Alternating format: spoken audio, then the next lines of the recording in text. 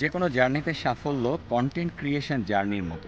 যে কোনো ব্যবসা, যে কোনো কাজ আপনি যদি সফল হতে চান আপনাকে লেগে থাকতে হবে। যারা কন্টেন্ট ক্রিয়েটর, ম্যাক্সিমাম কন্টেন্ট ক্রিয়েটরকে আপনি দেখবেন একটা কমন কথা বলতে, যে প্রথম দিকে আমি যখন কন্টেন্ট বানাতাম ভিউজ হতো না এবং মানুষ নেগেটিভ কমেন্ট করতো। নেগেটিভ কমেন্ট কারা করতো? যারা পরিচিত মানুষ, কারণ ফ্রেন্ড লিস্টে ফেসবুকে ইনস্টাগ্রামে যারা আছে সেই মানুষগুলো আমার কন্টেন্টগুলো ফার্স্ট দেখবে। সো তাদের কাছ থেকে নেগেটিভ কমেন্ট পেলে আসলে মনটা খারাপ হয়ে যায়। বাট লেগে থাকতে হবে। যারা আজকে অনেক নেম ফেম অর্জন করেছে তারা অনেক প্রশংসা পায়, বাট একটা সময় নিন্দা পেত, নেগেটিভ মন্তব্য পেত, হাল ছাড়েনি, লেগেছিল। এই লেগে থাকার জন্যে তারা কিন্তু তাদের সাফল্যের শিখরে আরোহণ করেছে। আপনি যে কাজটি করতে শুরু করেছেন, হোক সেটা ব্যবসা বাণিজ্য বা আপনার কোনো ইনোভেটিভ আইডিয়া বা স্টার্ট আপ, আপনি জাস্ট লেগে থাকেন। মানুষ নেগেটিভ মন্তব্য এখন করবে, কিছুদিন পরে আপনি শিওর থাকেন ইনশাল্লাহ যারা আজকে নেগেটিভ মন্তব্য করছে তারাই প্রশংসা করতে বাধ্য হবে। বাট লেগে থাকাটা, that is so so important.